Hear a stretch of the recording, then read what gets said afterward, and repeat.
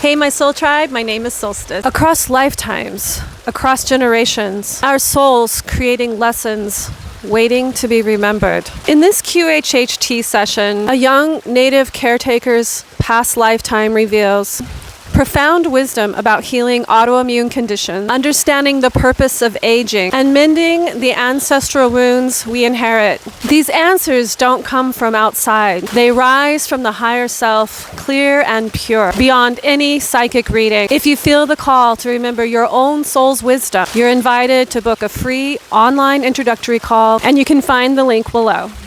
Now let's step into this sacred remembering together. What do you see down there below you? The desert. What kind of desert? Really dry, cracked earth. Is there any vegetation? And like sagebrush. Very good. Look down at your feet. What are you wearing on your feet? Boots. Cloth boots. Oh. Not moccasins, but kind of similar to that. Okay. What are you wearing on your body?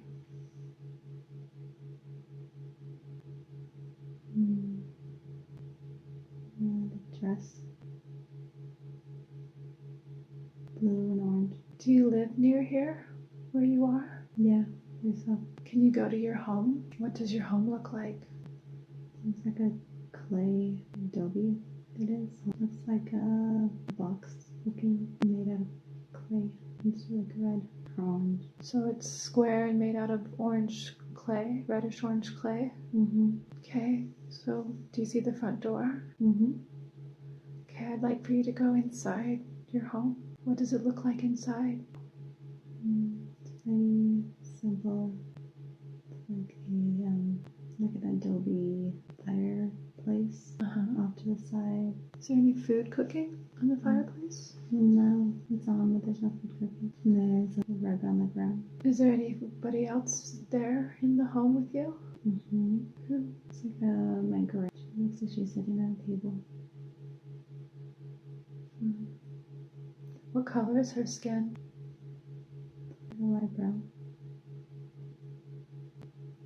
And are you a man or a woman? So you're there in your adobe house with your grandmother. Is there anyone else there? Chilling in the house. You get a sense of there's like a family, though. Is it your family? Yeah, they're not present, but Where are they? they're off collecting food or water. Corn. Grandmother.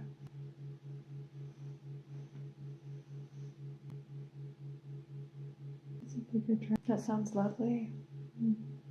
It's nice to feel supported by your tribe. What is your role in this tribe? Do you have a role that you play? Caregiver. Of your children or other people's children too? Children and the grandmother. Okay. Do you enjoy being a caregiver?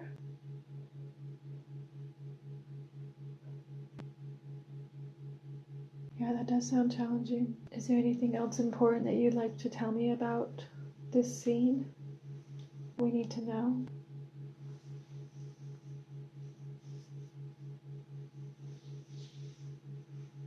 The desert floor surrounded by like these plateaus, but the plateaus have almost like these rib-like rocks or something coming over. They're not fully connected though. And what is important about those plateaus to know about them? The land may have been different before. There was water in this valley, and the plateaus may have been connected. These features like it was a bridge. So was the land full of water in your lifetime? Did it suddenly get dry? No, it was a long time ago. Okay. I'm noticing that you're tearing up. Is there something that you're feeling about this life, this experience that you'd like to share? Yeah, it's just in connection to being the role of the caregiver and the complexities that come with it. Is it mainly around your grandmother or around your children as well? I think it's grandmother. Can you share more about that? Tell me more about how you feel about those complexities. Explain it to me. Desire to take care of her. Lots of love, but the challenges that come with it. like reversing roles. Right, because she used to take care of you, right? Has she always been blind, or did she get blind in her old age? No, she hasn't always been blind. Huh? So that was really hard when she had that loss for her and for you. Yeah, there's a lot of sorrow there. Sounds like you love her very much. Do you feel frustration, or what do you feel when you're taking care of her? There's a lot of love and compassion, and sometimes there's a feeling of the burden. So it just feels heavy. So I know the Oversoul could have brought forth many different lifetimes to see today, and you chose to bring forward this lifetime of her taking care of a grandmother in the desert. Why did you pick that lifetime? The love that she has for caring for others. It's beautiful. And to know that it's not just a chore, but it's also in our nature as well. To take care of others. What is the lesson in taking care of others?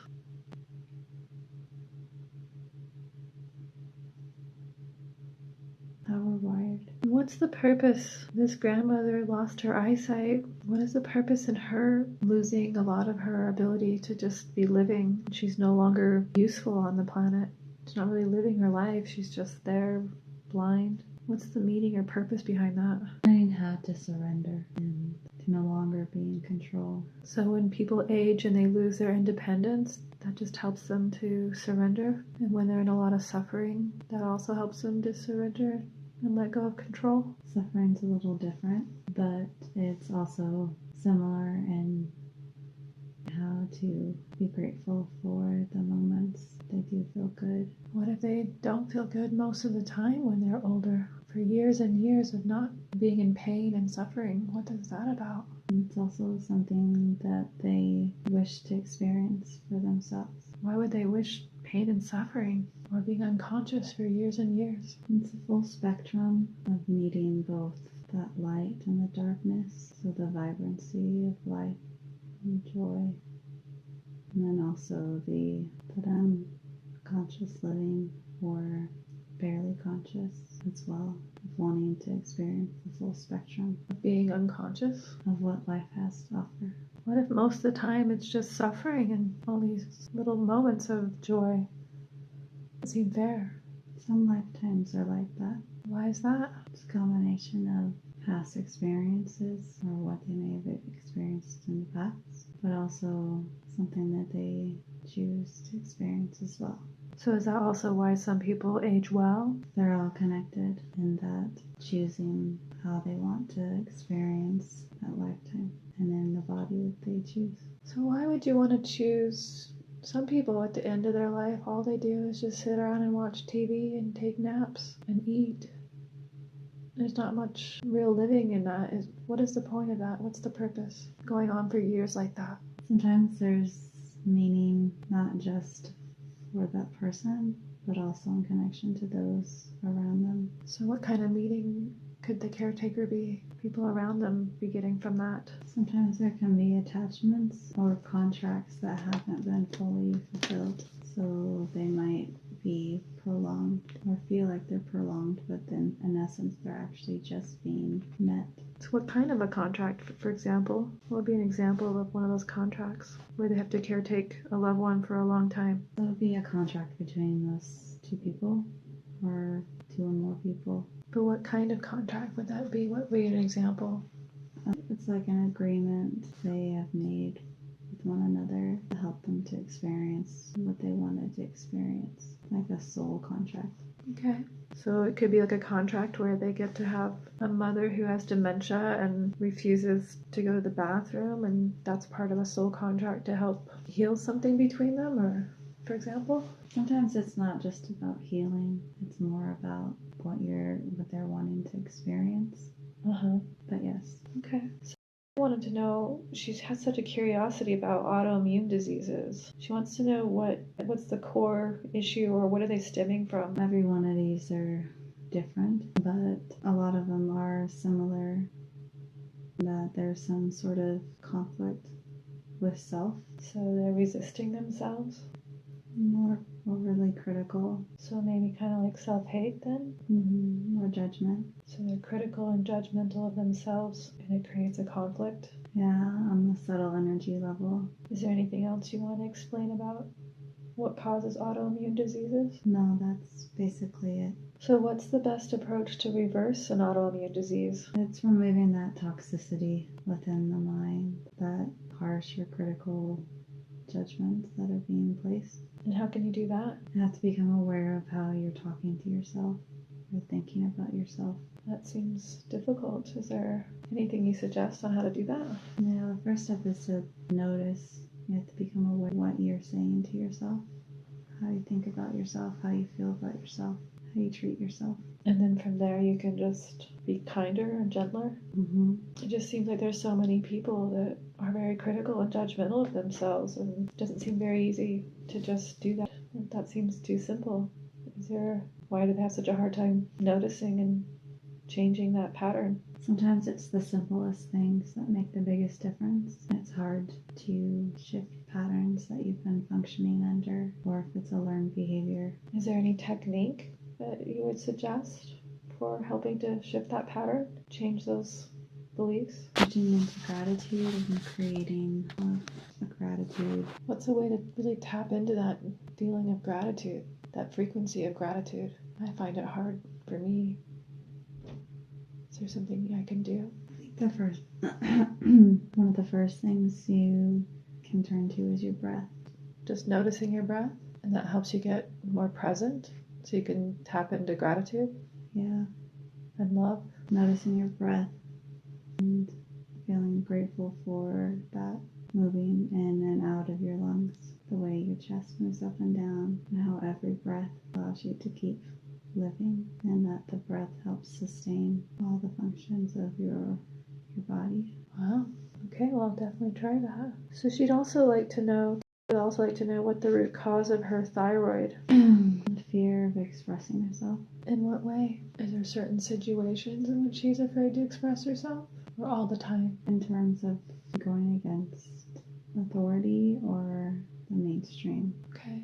So she's not afraid to express herself with her husband. Just other authority figures. No, it's other areas too. Where does that come from, being afraid to express herself with authority figures in the mainstream? It's with others too, other people that she interacts with. It's not just from that. So why does she have this fear? Ancestral. Can you heal this ancestral fear of expressing herself? Can you go through and clear that ancestral line and heal all those ancestors who also are afraid to express themselves? Yes. Wonderful. Was there something that happened to her ancestors when they expressed themselves? So was it like a government or just people around them? No, just people around them. What kind of consequences did they have if they expressed themselves? There's usually a physical Consequence? Yeah, physical harm to themselves or the people they love. So they express themselves and then they would get hurt physically for doing it from the people around them. And that's why she feels afraid, because if this is in her DNA. Yes. Is that the main reason, or is there something else in her current life that is the reason why she's afraid to express herself? Both. There's something else as well. Okay. What can you do to help her release that fear of expressing herself? There won't be a repercussion for speaking her truth. Okay. So is the ancestral line all healed, or does it need to continue to process for a while? It's good. Wonderful. So can you heal her thyroid right now and make it function optimally? Yes. That's brilliant. So from this point on, she'll no longer have any thyroid issues? The glands are still functioning. She'll still have to take good care of her body. And from this point on, will she feel less afraid to express herself? Yes. That's awesome. Thank you for that. She's also wanting to know what's the cause of the acne that she has.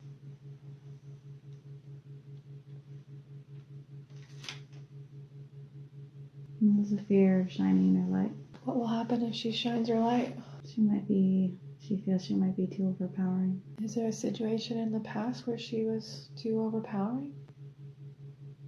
It seems to be a connection to her twin sister, feeling like she should Not shine as bright as her sister? not shine as bright to make her seem less bright. So she's afraid that her sister will feel less bright if she shines too bright. Yes. What can you do to help her to have a different viewpoint of that, different perception? Is there something that needs to be healed between the two sisters? It's more healed within her, letting her know she doesn't have to take on that responsibility anymore. Okay. So she no longer has to feel responsible for her sister not shining bright. So does she feel safe shining bright now and being seen? Yes. That's wonderful. Does that also mean her acne will now just clear up from this moment on? This will take time. How long will it take for her skin to clear and she can be seen? She's ready to fully let go. The story of shining too bright. Mm-hmm. So that's just going to take a little process to work that out. Okay. Thank you. That's awesome. She's also wondering how best to overcome her fear of failure, messing up and not getting it right. To keep trying and to even keep failing. But she's afraid to fail. How can you help her to not be afraid? She won't experience success if she doesn't keep trying. Failure's part of the process. But sometimes she gets a block and she feels like giving up. Then maybe she didn't make the right choice. What can you tell her about that? It's the same thing, to keep moving forward. If enough blocks come up, then it will be redirected. The energy will be redirected. So these blocks aren't her intuition telling her that she should just do something different? Not in the cases that have come forward so far. Okay. So when a block comes up, she just needs to keep moving forward. Yes. Sometimes she's afraid that she's an imposter. What can you do to help her to overcome that? Everyone feels like an imposter sometimes. It's perfectly normal. Part of being human. So she just needs to embrace that it's normal to feel like an imposter sometimes. Yes. Okay. She's wondering if she's on the right career path and which direction would bring her into an alignment with her purpose, career. Yes, she's on the right path. And is her purpose the same as her career? Yes, they're tied together. What is her purpose? She's already living it. It's finding alignment with the things that she enjoys. Well, she enjoys a lot of things and she's just wondering which one to pick, what her zone of genius is. She knows she just hasn't committed to it yet. Why isn't she committed to it? She's afraid of failing. So she just has to put one foot in front of the other and just feel the fear and do it anyway? Yes, keep moving forward. But she feels like there's something big, and she's wondering what that is that she's creating of her own. Does she know what that is already? That's her own particular, flavor of, I don't know if I can think else with how else to explain it, but is there something big? She will make an impact. Is it going to be a big impact? Yes.